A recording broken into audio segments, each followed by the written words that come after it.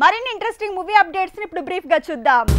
ప్రభాస్ ఆదిపురుష్ ని చంద్రయాన్ 3తో పోలుస్తూ ట్రోలింగ్ మరింత పెంచారు. 700 కోట్లపైనే ఖర్చు చేస్తే ఆదిపురుష్ రిలీజ్ అయింది. అదే 600 కోట్లపైనే ఖర్చుతో చంద్రయాన్ 3 లాంచ్ అయింది. సో చంద్రయాన్ 3 కంటే ఆదిపురుష్ బడ్జెట్ ఎక్కువ అంటూ సెటైర్లు పేలుస్తున్నారు నెటిజన్స్. ప్రాజెక్ట్ కి గ్లిమ్స్ వచ్చే గురువారం రిలీజ్ కాబోతోంది. కామిక్ కాన్ ఈవెంట్ లో స్టేజ్ మీద ఈ సినిమా గురించి చర్చ జరుగుతుందట. అందులో భారతీయుడు 2 తాలూకు డిస్కషన్స్ కూడా జరగబోతోందట. ఇక ఈ ఈవెంట్ కి కమల్, ప్రభాస్, దీపిక హాజరు కాబోతున్నారు. విశ్వక్ సేన్ ఓటీటీలోకి అడుగు పెడుతున్నాడు. ఆహా కోసం స్పెషల్ టాక్ షోకి హోస్ట్ గా మారబోతున్నాడు. అలా రోజుకి 20 లక్షల చొప్పున 15 రోజుల షూట్ కి 3 కోట్లు వెనకేసుకోబోతున్నాడట విశ్వక్ సేన్. టాలీవుడ్ లో వరుసగా ఆఫర్స్ పట్టేస్తోన్న హిందీ హీరోయిన్ మృణాల్ ఠాగూర్. ఈ హీరోయిన్ ఇప్పుడు రెమ్యునరేషన్ పెంచింది. విజయ్ మూవీకి ఏకంగా 5 కోట్లు తీసుకుంటోందని ప్రచారం జరుగుతోంది. బేబీ మూవీ బాక్స్ ఆఫీస్ ని షేక్ చేస్తుంది. ఫస్ట్ డే ఓపెనింగ్స్ ఏకంగా 7.1 కోట్లని తెలుస్తోంది.